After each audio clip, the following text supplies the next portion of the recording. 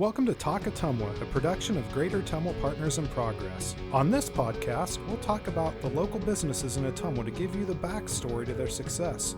We'll also talk about the economic initiatives that are driving the progress of the community, and we'll talk about the issues that the community faces and much more. So stick around and let's talk Ottumwa. Welcome to Talk Ottumwa, everybody, and today's guest, we have Matt Thompson, the president of Indian Hills Community College. Welcome, Matt. Mark, thanks for having me today, and I appreciate the effort by Greater Ottumwa Partners in Progress putting this together. It's a great series to inform Ottumwans about what's happening here in our community. You know, normally we talk about economic development or highlight businesses on this podcast, and some people might wonder, you know, how does Indian Hills fit into this? But really, when we talk about economic development, we talk about businesses, Indian Hills is really behind every single piece of that. Indian Hills is one of the biggest economic development drivers that we have in Southeast Iowa, really, not just Ottumwa. And so many of the businesses, every single person that's inside those businesses in some way, shape, or form has been touched by Indian Hills. So in that respect, one of the pillars, and I would argue probably one of the biggest gems that we have in this community is Indian Hills Community College. But just for anybody who either hasn't been to Indian Hills in quite a few years, or they're new to Ottumwa or the Ottumwa region, or they have just lived in a cave, whatever that case may be. Can you give us just a little bit of an overview of what Indian Hills is and how they meet the needs of the community? Yeah, and I'll kind of back up just a little bit. So the community colleges across Iowa I think are truly an economic driver of within our state, and you know, we have 15 community colleges that do a lot of the same work that we do within their communities. But one thing I think that separates us in a lot of ways is just the fact that, you know, we're embedded so deeply into our 10-county region. I've been here since 2013, very fortunate to get started here and then become president in 2020. And what I've seen, and I've worked at a couple community colleges here in Iowa, is the responsiveness to the community that Indian Hills has is second to none. And, you know, we have 3,500 students a year. That would be, you know, full-time equivalency head count. But we serve about over 5,000 students if you just look at the number of people that walk in our door for credit-taking courses. And then we serve probably another 10,000 or so through continuing education. Where we I think really do a lot of work is, you know, certainly within job preparation and helping people find an incredible career opportunity at a low cost. I shared yesterday with a group of people from Southeast Iowa that, you know, we're the folks that, you know, train the nurses that take care of you if you have to be in the hospital. Or if you go to the dentist's office now, you're probably going to interact with a dental assistant or dental hygiene from one of our programs. The x-ray that you take has probably been taken by a radiologic technician of Indian Hills. You know, somebody that fixes your tractor or your car probably came from Indian Hills. And so, you know, I've kind of joked it'd be fun to have everybody that went through Indian Hills Community College wear a t-shirt one day and just see how many people are out there in different businesses. You know, we're doing a lot right now with education because there's a huge workforce shortage within the teachers' ranks. And so, you know, we now have 150 some education majors. We're working with paraeducators. We just became certified to deliver paraeducation training beginning in the fall. Great. Huge need out there. And so, you know, if there's a workforce need, we try to figure out how we can fulfill that need. From robotics technicians to welders. We hosted an event at our Ottumwa North campus here back in March. We had 140 high school students that are in career academy courses taking welding training. And one of the businesses that was there, I said, how many welders do you need? And they said, we would hire every single person that is here today, 140 people, because we have that big of a need. Our biggest challenge is just making sure that people know about what we do and that you can get this great education close to home that leads you in many different directions, and great family sustaining wages as well, because we need more students to fulfill that gap that exists there. We have a division called Business Solutions that we just revamped back in January.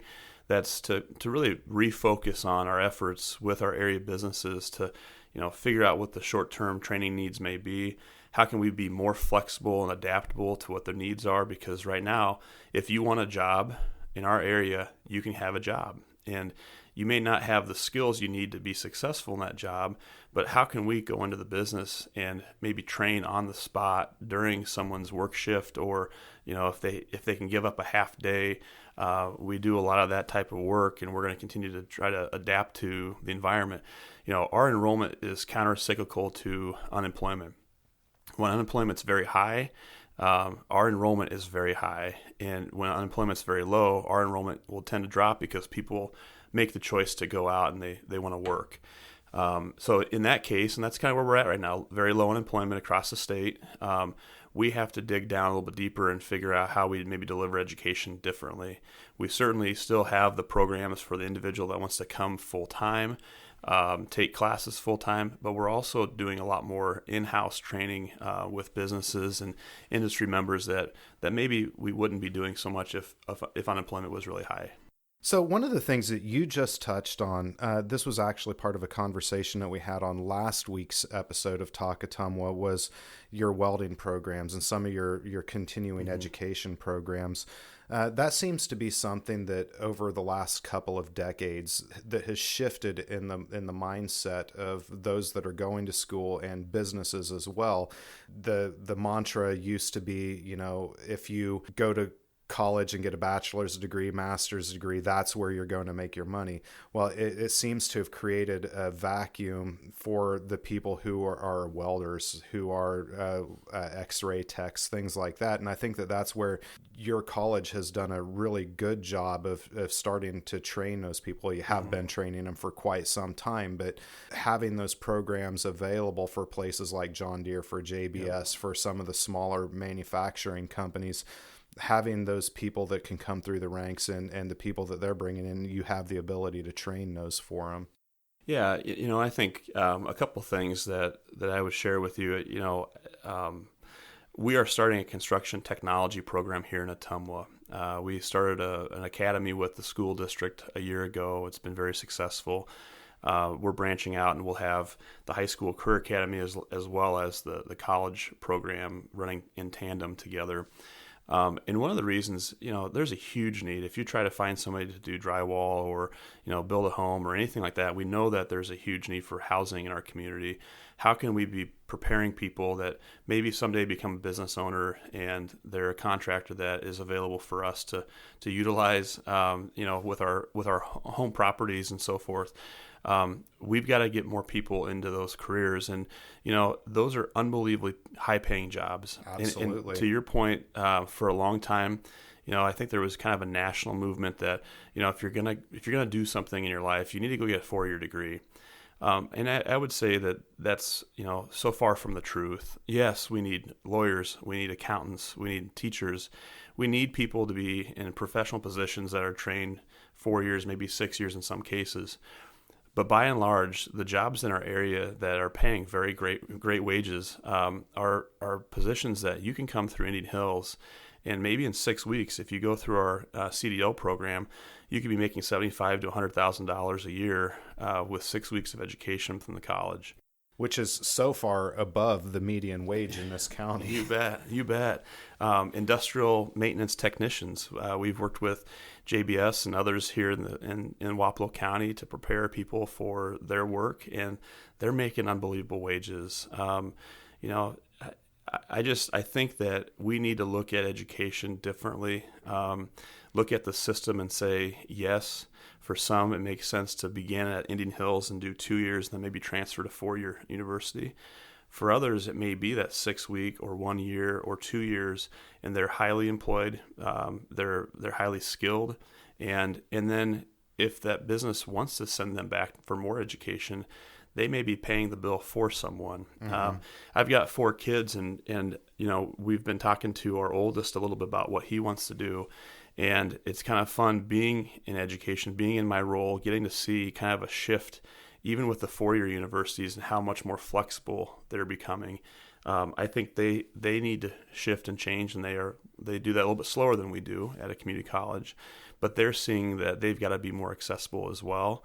And so as I talk to my own son about what he wants to do, hey, start while you're in high school, take some classes, maybe figure out what you want to do, maybe figure out what you don't want to do. But save yourself the money and the time. When you graduate high school, you'll have a foot up on everybody else, or you'll be ahead of the game, and that's financially as well. Yeah. Because you'll have saved some money while taking classes in high school. But think of different routes, and maybe you don't go. I'll tell you a funny story. My son's a big Cyclone fan. I said, "Where do you want to go to college after Indian Hills?" And he goes, "I want to go to Iowa State." And I said, "Why?" And he said, "I love the football games." And I said, "Well, we can buy season tickets, bud. You know, you might go right to work and be able to pay for those season tickets, and maybe not pay the university tuition if you're not ready for that type of degree. Sure. And maybe you go and work for somebody that decides to send you to school and pay for it." And that's happening a lot right now, from nurses to software development. That's a great program at Indian Hills. Has been unbelievable for a long time. It's why we have principal here in our community. Is we develop programmers that work in the finance industry, and people right now are getting degrees and making $70,000 a year after 2 years. And if they started in high school, they only have a year after they're done. Yeah, which is really an amazing program, because you see it every year at the Ottumwa High School graduation, people that are graduating with an associate's degree at the same time, because they were able to put in that work, and they're coming out of high school literally a step ahead of 350, 400 of their classmates. Yep, absolutely. And I was talking to a friend last night that's sending his daughter to Indian Hills to be a nurse next year. And there's a new partnership with the University of Iowa that, you come to Indian Hills and you do your nursing, get your registered nursing licensure, and then you go off for another year to the University of Iowa and get your BSN. So, there's just so many different opportunities, and you can get started in high school. And I think it's important too. I've always said, if there's something in life, if you're at a point where you're not happy about it, change it. And, I can tell you from my own perspective, my father was a longtime postal worker, and he got to the point where he wasn't really happy with what he was doing, and went back and got an education, started at a community college and finished at a university. And changed careers. And I think, for listeners that are out there, it's important to know that, college isn't just for the high school graduate. It's for anybody. And I think we take a lot of pride at Indian Hills in helping serve individuals that maybe have families.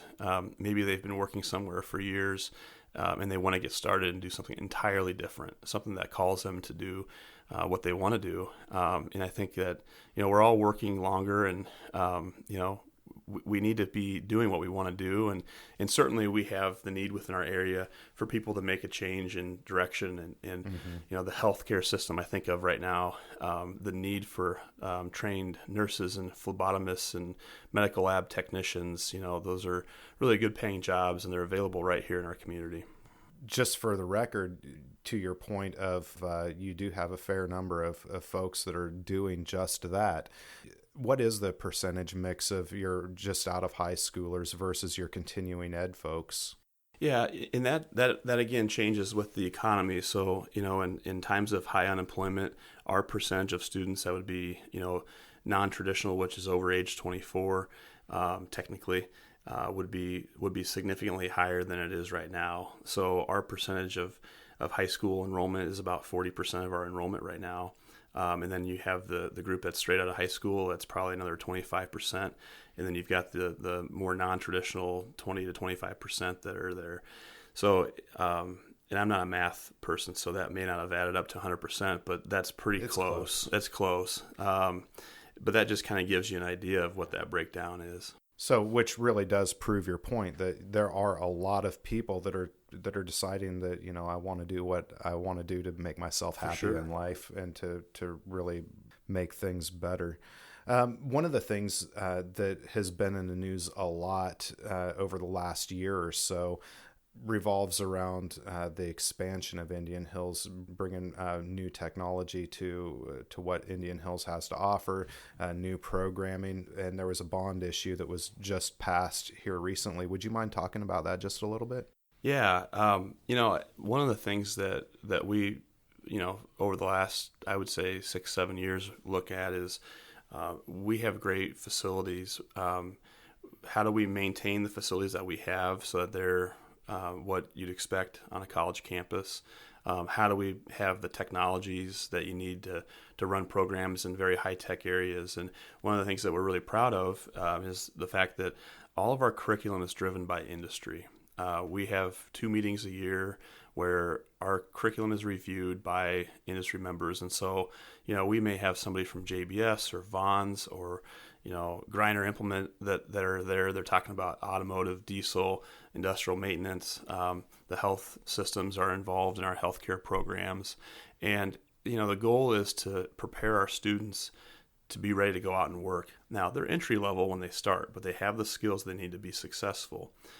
So we pull a lot of that information, and one thing that we know is technology is not going away. It's getting more and more integrated into everything that we do. Just even the car. It's not. You and I probably can't go out and work on a car like we would have been able to 15 years ago. You almost can't change a tire without having to have something reset. There's a sensor that has to be reset. There's the computer that really runs the whole thing, and so those are things that we have to continue to improve upon and have into our curriculum. And then you look at, having a campus that's attractive for students. Part of our bond referendum was to, improve our entry point to campus, to have a wellness facility that students can go and exercise and, enjoy the out-of-class experiences on the college campus. Law enforcement, over the years, law enforcement's had a couple of tough years. And so we look at how do we help prepare through our criminal justice training program, and then how do we also help with continuing education? We talked about earlier some of the continuing ed work that we do with manufacturers or health facilities. Law enforcement's an area that we haven't really been involved in with continuing ed until the last couple of years. There's a huge market in need there for continuing education. So part of our bond referendum was to be able to move our criminal justice program to our North Campus, renovate a space, and really have something that can be utilized by our current students, but also existing law enforcement. That project will get kicked off in September, October, and hopefully will be done by this time next year. Centerville is part of our 10 counties, merged area 15. And those facilities were really, I guess I'll say it now, they were laughable. You had modular-based buildings that were built in 1971 that were supposed to be there for 10 years, and 50-plus years later, they're still there. We will have one building that will have career and technical education programming as well as the general education. That'll be something that'll be way beyond my years on this earth. We're building it the right way to last a long time and to serve our region. That project is actually underway right now. We have demolition that'll begin here very shortly, and a bid that we hope will come in very reasonable in the month of July with a full start September 1 is what we're hoping for. That's exciting. It is, and the last project that we talked about in the bond was, we serve 19 school districts in southeast Iowa, and back to, how do you begin to figure out what you want to do while you're in high school taking college classes. When COVID happened, we shifted our education and began teaching live virtual learning classes. So different than online courses. Online courses can be challenging. I would not do well in online courses because that's not how I learn. Some students, it works very well. Our adult population, they may have kids and they put them to bed at 8 o'clock, 9 o'clock at night, and then they want to work for 2 or 3 hours on their homework and they take online classes. It's great for them. Mm-hmm. But what we found was when we went fully online in March of 2020, our students struggled. It was a challenge. A lot of our courses weren't built for that at the time. So we started to integrate live virtual learning where students can, be on a laptop at their office, or they can be in a classroom on a campus, and they could take that class live. And that's kind of that nice mix of, having kind of an online environment, but also having the interactivity so you can raise your hand, ask a question.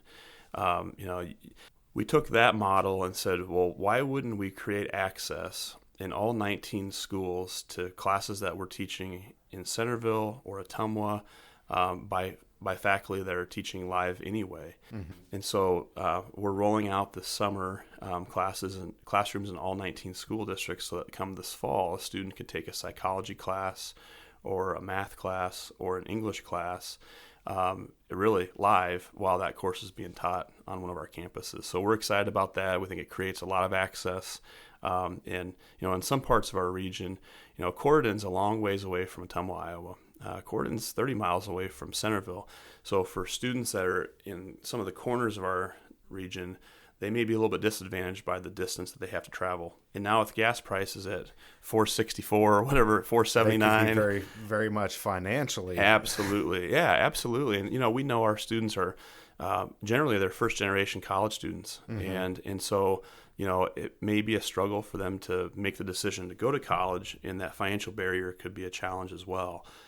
We're fortunate to have an outstanding college foundation that dates back to the 1970s that really helps support. We gave out about $2 million in scholarships this past year, help support students along that path. But having that live virtual option, I think back to the original comment, it really gives people a chance to do education from wherever and in a supportive environment. I think that's amazing, really, that you are thinking that far ahead to make the most use of live instructor time by offering those live classes. I think that's a really good tool to have in your belt. Shifting gears just a little bit, one thing that, and I'm not even going to try to guess what year it was, but there was a small business entrepreneurship center that opened up with Indian Hills as part of your small business development campaign and program. Can you talk just a little bit about that? Because that's something that I think that for those people in the community that might be looking to start a business but don't necessarily have the resources to have a brick and mortar shop in downtown, for example, or they just need some space that they wouldn't have in any other capacity, you folks offer that. Yeah, and that actually started right when I was arriving at the college in 2013. I think we broke ground about that time and opened in 2014. And at the time, that's a 10,000 square foot facility that really had no walls. There was a front office area, but it was designed to be really open. And if someone had a business concept that we could, work out a deal to build out a space that fit them.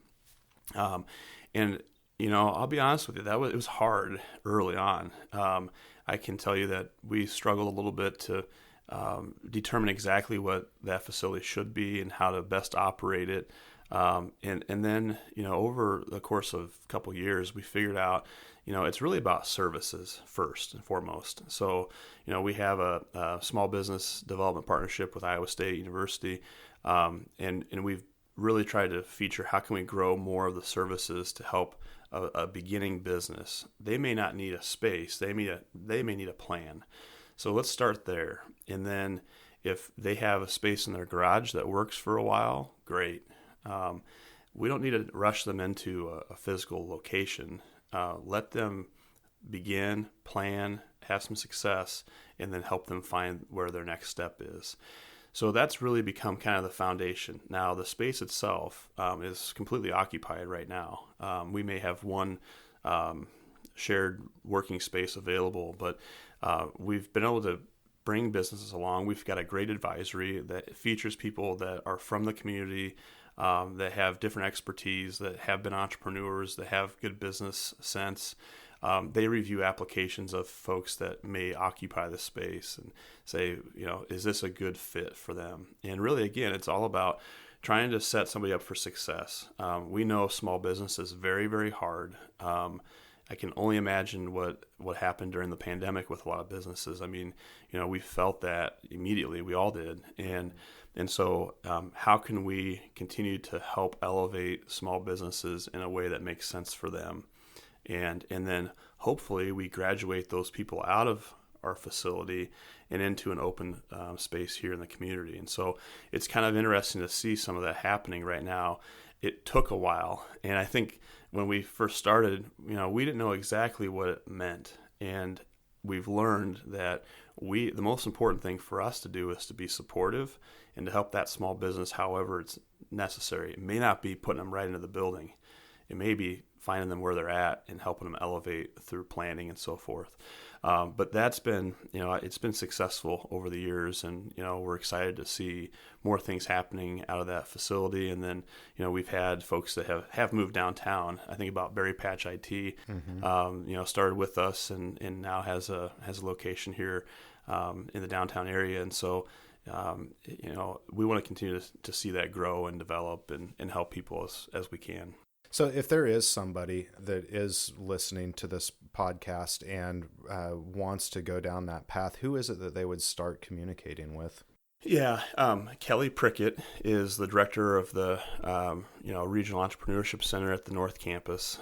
Kelly is dynamic. She's brought just a great energy. I don't think she ever slows down. She's got good ideas. She will make the right connections. And so Kelly Prickett would be located at the North Campus at the Entrepreneurship Center. I don't have her number off the top of my head, but Kelly Prickett can be found on our website. I was just getting ready to say, but you have a wonderful website that's full of a bunch of good information. Yeah. So, and she will meet you wherever. If you want to, talk about an idea, she's been around and has a lot of great resources to offer, and I'd start right there. One thing that I feel like we'd be remiss not to talk about is the athletics program at Indian Hills. We have arguably, and depending on the year, literally the best basketball program for junior colleges in the country. So would you mind giving us a little bit of a story of the athletics program? Yeah, we've really enjoyed a lot of success over the years with basketball. And, I think about, 3 national championships in a row back in the late 90s. And in a program that right now is one of the very best in the country. And with one of the very best coaches in the country as well, with Hank Polona. Basketball, though, I think has allowed us to become better in other sports. Golf has been another strong national powerhouse with a number of national championships. When I started here, soccer had just kind of gotten off the ground.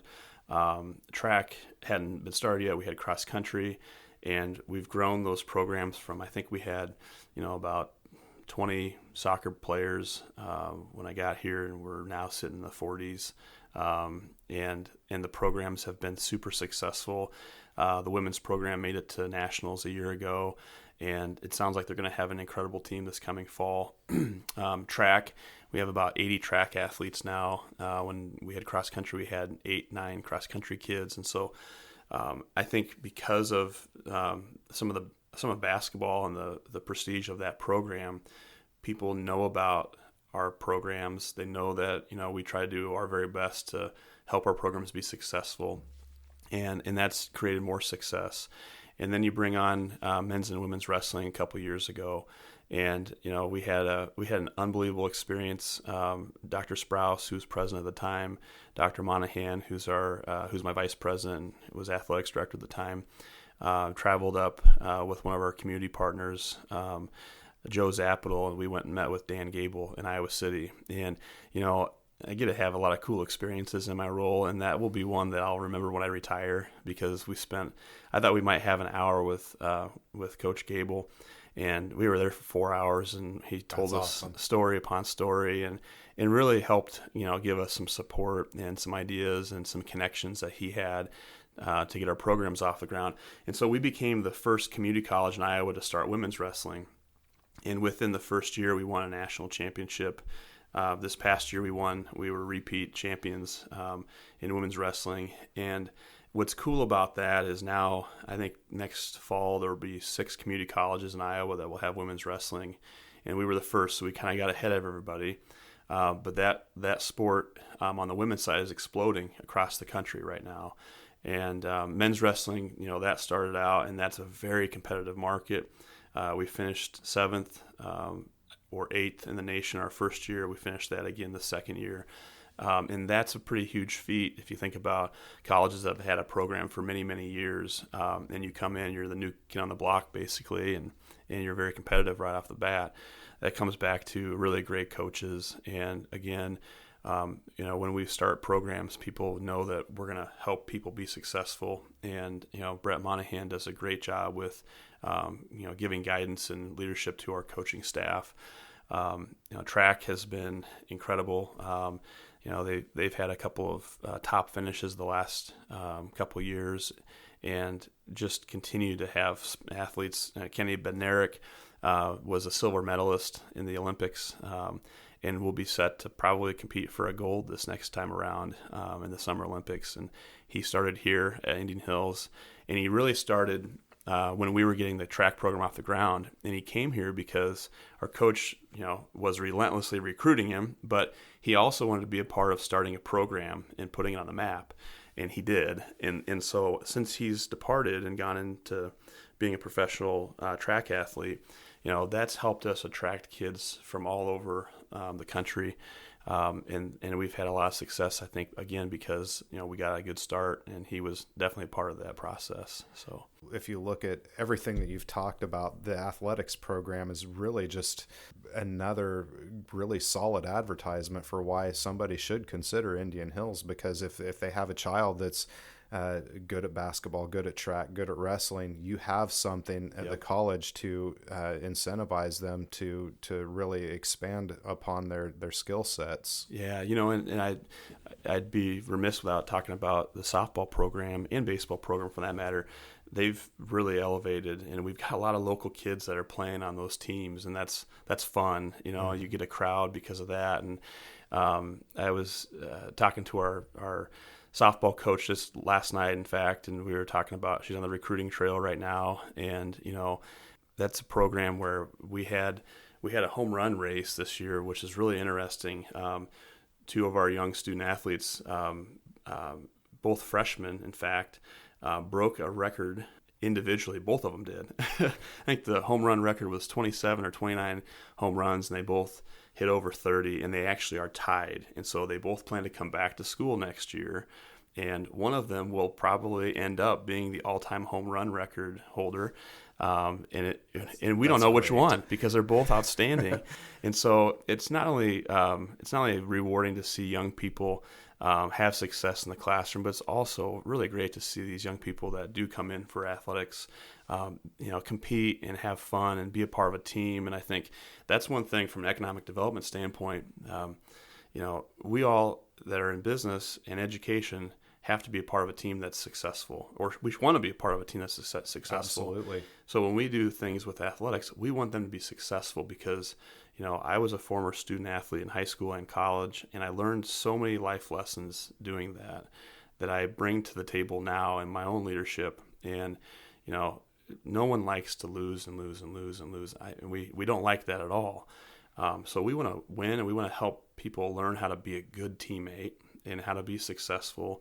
And I think our coaches for many years have done that, and won with integrity as well. Yeah, and that very clearly shows. Yeah. With that, I'm so happy that you came in today, Matt. I will say to our listeners that are interested in the subject of economic development, I think it's really important to mention, and I think Matt covered it extremely well throughout the course of this conversation, that economic development really starts with education, and no matter what capacity that you're in our economy, it really starts with education.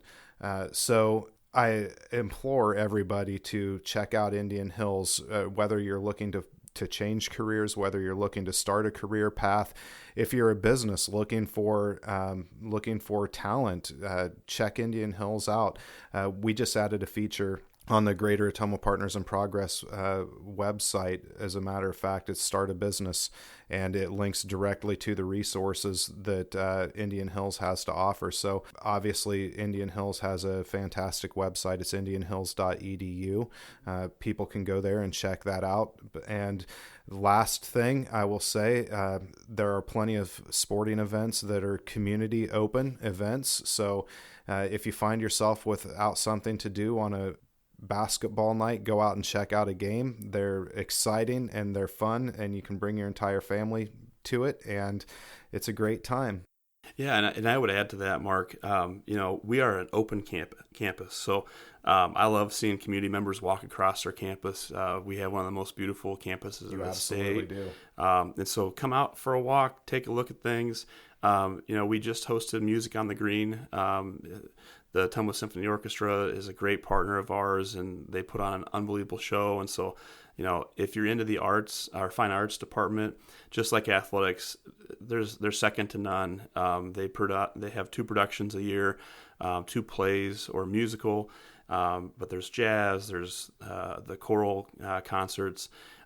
We have a lot of different opportunities for people to enjoy living here in Ottumwa on our campus, from the athletics to the fine arts.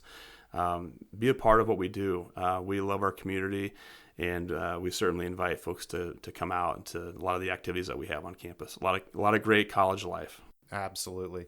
Well, thank you so much, Matt, for coming in today. I sure appreciate it. Stick around, everybody, for the next exciting episode of Talk Ottumwa.